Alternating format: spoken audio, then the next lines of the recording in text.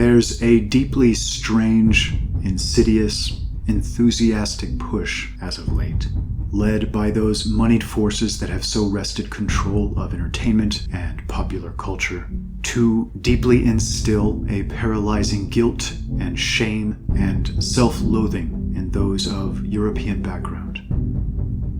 We're now told we're essentially responsible for virtually all of the world's ills, the lion's share of historical transgressions and instances of oppression and injustice and abuse, that the best summary of our ancestors is that they were slavers and abusers, and men who supposedly gloried in genocidal fantasies.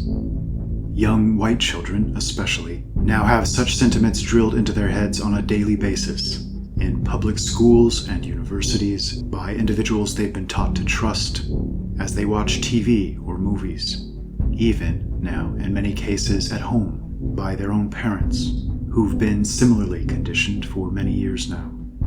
To the extent that many of these are incapable of even conceiving of their ethnic background or heritage without feeling disgust, anger, disdain, or revulsion. All of this, broadly speaking, is a lie, an immensely draining lie. After all, our understanding of who we are as human beings is, in large part, justly determined by where we've come from. Our parents, grandparents, great-grandparents, and ancestors stretching back centuries and millennia. Their culture, their beliefs, their words and actions. To misunderstand them is to misunderstand yourself. And to misunderstand yourself is to misinterpret reality and your very existence, to have a faulty map as you navigate through life. Telling a young child that he springs from an evil root might justly be viewed as a powerful form of child abuse. But this isn't the only reason it's so sick, wrong, and unhealthy. It's so sick, wrong, and unhealthy because it's a lie. To give credit where due to the opposing argument, it is true that, historically, we've enjoyed massively outsized power. As a group that makes up scarcely 10% of the world's population, up until very recently, we were masters, in one way or another, of a majority of the, quote, civilized world. And, in fact, one small subset alone, the ancient, quote, Germanic family, of Celts, Goths, Franks, Frisians, Lombards, the Norse and Anglo-Saxons, largely a singular people in a genetic sense, held immense sway over Italy, Spain, France, Germany, Ireland, Scotland, Britain, and the Netherlands, stretching all the way into Russia, which itself is named after the Norse Rus, and virtually everywhere in between. And with this great power, fairly enough, comes great responsibility. And tremendous historical power opens the door for tremendous retrospective scrutiny. Were mistakes made? Absolutely. Human beings make mistakes. This is unavoidable. But I think the operative question should rather be this. If the places had been switched, and it had been another people wielding this immense power, perhaps one of the non-white groups being taught to be so angry and so deeply resentful in our age, would they have done better in these regards? Would they have been more just, magnanimous, noble, or even-handed? Using both past and present as our guide, I hope you'll give some sincere, objective, dispassionate thought to this question. I think it's fair to say that no people has devoted so much of its time, energy, and wealth to the attempted betterment of other peoples and nations. It's all but impossible for me to imagine another people so completely relinquishing their power, fighting entire wars that nearly tore their nations to pieces over issues like slavery, instituting policy after policy that makes life measurably worse and more difficult for their own sons and daughters, to hopefully make them slightly better for those of other peoples. Much of this shouldn't be cheered, as it's a result of shrewd, subversive, strategic indoctrination and brazen dishonesty, and the aggressive and unfair dishonoring of one's ancestors should always be viewed as both disgusting and unfortunate. But if nothing else, much of it arises from a good place, from a unique desire to do or be good, according to our prevailing definition of that term. To those of a European background listening to these words, especially young folks, let me tell you a little something about who you are and who your ancestors are.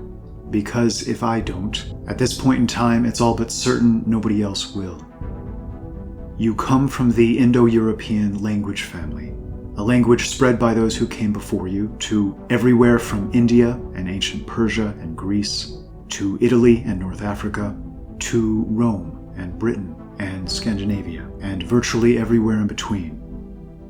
You almost certainly spring from one of three major haplogroup lineages, one of which covered vast distances to the east, one of which created a vast seagoing empire and settled along coastal territory to the west, and the other largely hailing from the north, creating three offshoots of a tree that would go on to spread its branches across the entirety of the world.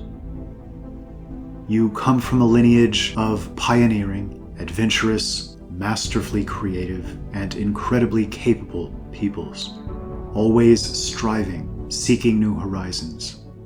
From the great sailors who first circumnavigated the globe and painstakingly charted the land, to Lewis and Clark, and the great and hardy men who led the first expeditions to the poles. A people willing to take that greatest of all leaps, to pick up everything and move across vast oceans, to settle in areas in which survival itself was absolutely not certain, in attempts to make the land flourish and create something great and new. Men who would take those seagoing craft and eventually create undersea vessels, massive carriers, and flying machines. A technology that must have been seen as impossible magic just a few generations ago, which is now ubiquitous and allows any man, woman, or child to go virtually anywhere on Earth in a handful of hours. You come from a lineage of those willing to endure immense hardship, who, generation after generation, did all they could to ensure this burden would be lesser and lesser for those that might come after.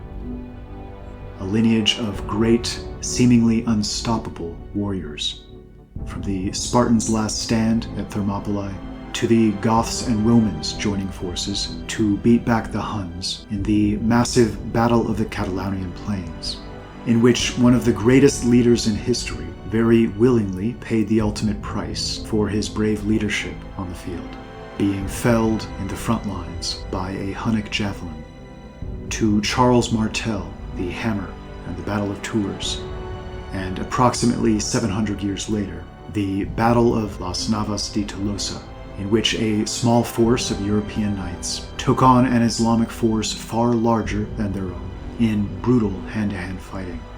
In each of these two battles, somehow managing to kill at least tenfold more than they lost, in ultimately and permanently wresting back control of Spain and the Iberian Peninsula from Islamic incursion. You hail from an ancestral line that would go on to create what was arguably the highest standard of living and the most highly cultured and educated and truly civil civilization in human history, who, after creating this solid foundation, proceeded to then cultivate some of the greatest art and artists this world has ever known. Composers with talent that seemed positively divinely inspired, architects and builders capable of producing great structures that are still without equal to this day, philosophers who made the greatest strides in helping make sense of our world, and great writers who did so much to add beauty and potency to the lives we lead within it. The automobile, the plane, the train, the television and the computer and the internet, our modern roads and highway systems. We rarely stop to recognize the extent of the achievements of this small people group because we're all so naturally and so completely immersed in them. We take it all for granted. But it was great genius that accomplished these things, and we do it a tremendous disservice by so taking it for granted. It's the greatest testament to your ancestry that it would take hundreds of hours or a great many full-length novels to even begin to outline their profound and impactful achievements. The best of these were truly gifted men, and through your veins flow these same gifts, this same powerful potential, not just to achieve great things, but to be a force for genuine justice, civility, and decency along the way. Those folks doing everything in their power to convince you otherwise, doing their damnedest to convince you of your evil heritage, that the tremendous success of your forebears was just a stroke of luck, that injustice or brutality or oppression were the foremost tools and characteristics of your forefathers. These are deeply sick individuals. And it's important to know that the extent to which you listen to them, the extent to which you flippantly toss aside your unique heritage and join them in their hateful crusade, which increasingly seems aimed at the total destruction not just of the cultural and spiritual foundations, but of your people themselves, represents the extent to which doors will open for you in many spheres. You'll be faced with every incentive to do so, to play the role of quisling and traitor and be richly rewarded for it.